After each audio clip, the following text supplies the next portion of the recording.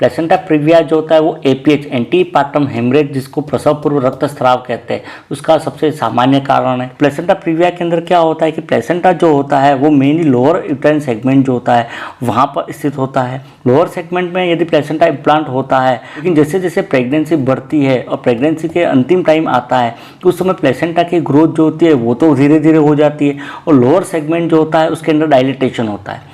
Lower segment में dilatation होने के कारण से उसमें खिंचाव आता है और खिंचाव होने के कारण से प्लेसेंटा जो होती है वो शेड ऑफ हो जाती है, मतलब एंडोमेट्रियम से जो चिपकी हुई है वहाँ से वो अलग हो जाती है और वो अलग होने के कारण से यूटेरोप्लेसेंटल वेसल्स जो होते हैं वीनस साइनसेस कहते हैं वो ओपन हो जाते हैं, खुल जाते हैं। वो खुलने के कारण से वहाँ से ब्लीडिंग होती है, रक्तस्राव होता है। तो प्लेसेंटा प्रीविया होने का एग्जैक्ट मतलब वास्तविक कारण जो है वो तो क्लियर नहीं है। कुछ ऐसे फैक्टर होते हैं जो प्लेसेंटा प्रीविया की संभावना को बढ़ा सकते हैं, जिससे एक तो मल्टीपैरिटी होता है कि बार बार गर्भधारण से मदर की आयु बढ़ती जाती है, डेसिडुआ जो होता है मतलब चेंजेस आते हैं, उसमें डिफेक्ट आ जाता है और उस डिफेक्ट के कारण से भी इम्प्लांटेशन जो है वो नहीं हो पाता। महिला जो है उसको पहले सीजरियन सेक्शन हुआ है तो सीजरियन सेक्शन होने के कारण से वहाँ पर स्कार टिश्यू जो होता है उसका विकास हो जाएगा। प्लेसेंटा जो है उसकी साइज जो है वो असामान्य है। किसी कोई महिला है उसको पहले प्लेसेंटा प्रीविया हो चुका है तो स्मोकिंग होता है या धूम्रपान होता है। प्लेसेंटा प्रीविया जो उसके प्रकार अगर देखते हैं तो उसमें एक तो टाइप फर्स्ट होता है, फर्स्ट डिग्री होता है, लो लाइंग प्लेसेंटा होता है।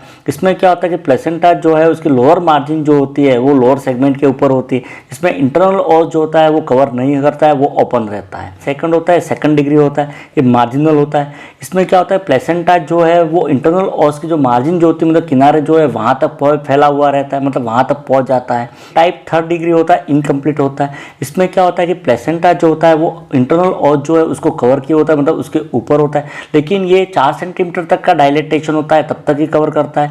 यदि सर्विक्स का डायलेटेशन 4 सेंटीमीटर से ज़्यादा होता है तो फिर वो इंटरनल ऑस जो है उसको कवर नहीं करता है। एक टाइप फोर्थ होता है, फोर्थ डिग्री होता है, जिसको सेंट्रल कहा जाता है। तो इसमें क्या होता है कि प्लेसेंटा जो होता है वो इंटरनल ऑस को पूरी तरह से कवर किया होता है।